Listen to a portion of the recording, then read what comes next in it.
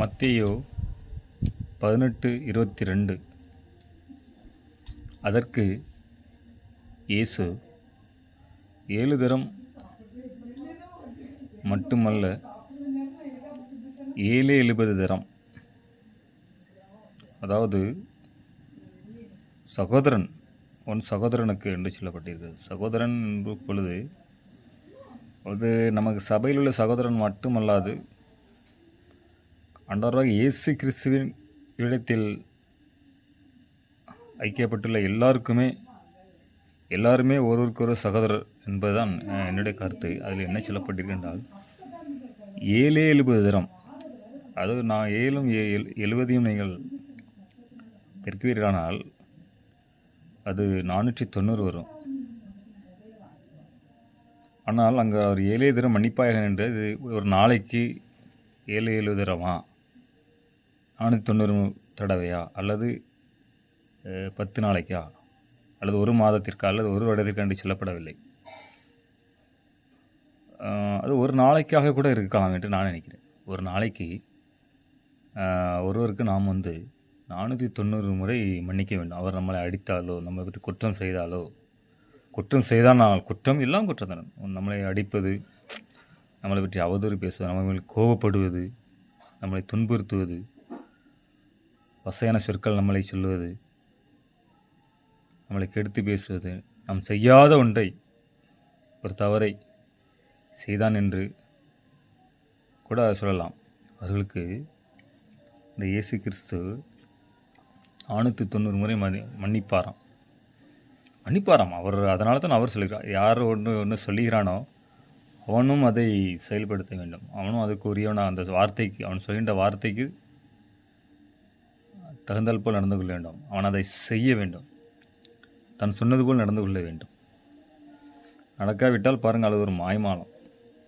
அப்படி சொன்ன இயேசு கிறிஸ்து அப்படி 490 முறை அது மன்னிப்பு என்பது, நான் ஒரு சொல்கிறேன், அது ஒரு சகிப்புத்தன்மை. நம்மளை கோமாளித்தனத்துக்கு தள்ளலாம். இப்போது பாருங்கள், ஒரு 2 பேர் சண்டை போடுகிறார்கள், அடிப்படை விடுகிறார்கள், அது ஒரு கௌரவ பிரச்சனை போயிடுது. ஆனால் ஒரு சிறிய பையன், ஒரு 50 வயது மதிக்கத்தக்க ஒருவரை ஒரு சிறிய பையன் பாருங்கள் பல முறை அடிக்கிறான். அவர் தாங்கிக் கொள்கிறார், வசனத்துக்கு கீழ்ப்படிந்து.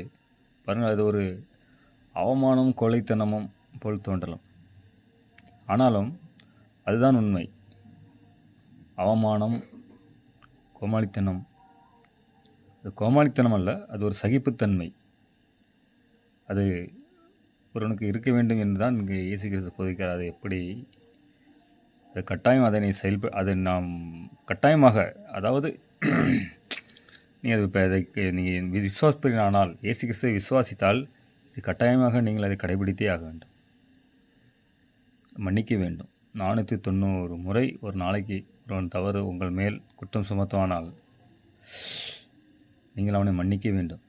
அப்படி என்றால் தான் பரமபிதா உங்களை மன்னிப்பாராம். ஏனென்றால் அதே குற்றத்தை நாமும் செய்கிறோம். நான் செய்யலை என்று சொல்லலாம், அப்படி கிடையாது. நாமும் அதே குற்றத்தை செய்யக்கூடியவர்கள் என்று தான் அவர் சொல்கிறார். நீனும் அதே குற்றத்தை செய்கிறபடியால் அப்படின்று வேதத்தில் ஒரு வசனம் இருக்கிறது. இப்போது எனக்கு அது ஞாபகம் இல்லை. அது எல்லா மனிதன் எல்லா குற்றமும் செய்வானாம். ஒருவன் மட்டுமல்ல, எல்லாரும் செய்யக்கூடியவர்கள் அப்படின்னு ஒருவன் மன்னித்தால் மாத்திரமே அது சாத்தியமாகும். அவர் அதை போல தான் யூதாசுக்கு அவர் மன்னித்து விடுகிறார். யூதாசுக்கு அவர் உண்மையில் அவர் மன்னிக்காமல் அவனை தண்டித்து அவனை தற்கொலைக்கு அவர் தள்ளவில்லை. அப்படி தள்ளுது போல் தோன்றும். நீ செய்வதை சீக்கிரம் செய் என்று சொல்ல, அதற்கல்ல அவர். நீ காட்டி கொடுக்க போகிறாய். சாத்தானிடம் அவர் டைரெக்டாக பேசுகிறார் ஆண்டவர். நீ காட்டி கொடுக்க போகிறலா, போய் காட்டி கொடு ஓ அப்படின்ட்டு. ஆண்டவர் பாருங்கள், அவன் அதை செய்கிறான். ஆனால் அவன் தற்கொலை செய்கிறான். அந்த மத்தேயு 27, 3, 4, 5 வாசிப்பீர்களானால் பார், அவன் மனஸ்தாபப்படுகிறான். அவன் தான் பாவம் செய்து ஒத்துக்கொள்கிறான். ஆனால் தற்கொலை செய்து கொள்கிறான். தற்கொலை செய்து கொள்வது அந்த இடத்தில் பார்த்தால் அது தேவன் யாருமே ஆண்டவர் தூண்டிவிடவில்லை. அது ஒரு மனிதனாக எடுத்துக்கொள்கின்ற முடிவு. அப்படி ஒரு முடிவு எடுத்தீர்களானால் பாருங்கள், அது நீங்கள் செய்கின்ற செயல்.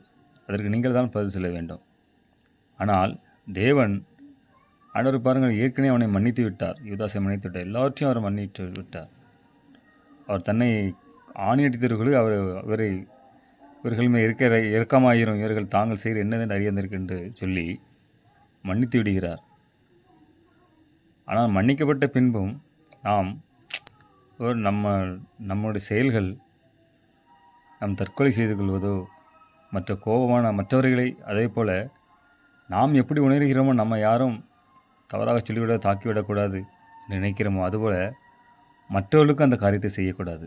அப்படி என்றால் தான் நீங்கள் மன்னிக்கிறீர்கள் என்று அர்த்தம். மற்றவருக்கும் அந்த துன்பத்தையோ, உங்களுக்கு ஒரு இழப்பீடு உண்டாக்குகிறார் ஒருவர், அவர் மேல் குற்றம் சுமத்துவதோ தண்டிப்பதோ அதை செய்யக்கூடாது. அது செய்தால் நாமும் அந்த பாவமான காரியங்களை செய்கிறோம் என்று அர்த்தமாகிவிடும். இயேசு கிறிஸ்துவை போல மன்னிக்கின்ற சுபாவம் நமக்கு இருக்க வேண்டும்.